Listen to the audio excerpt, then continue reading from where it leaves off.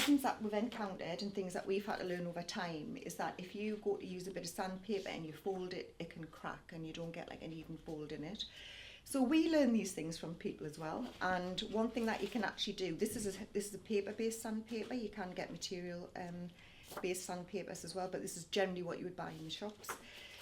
If you just take it and just drag it over an edge like that, what it does is it actually breaks and makes it more flexible. You can see it's starting to curve here. Do it in two directions, and then if you need to fold it neatly to get a nice sharp piece, it actually doesn't crack and it folds exactly where you want it to be.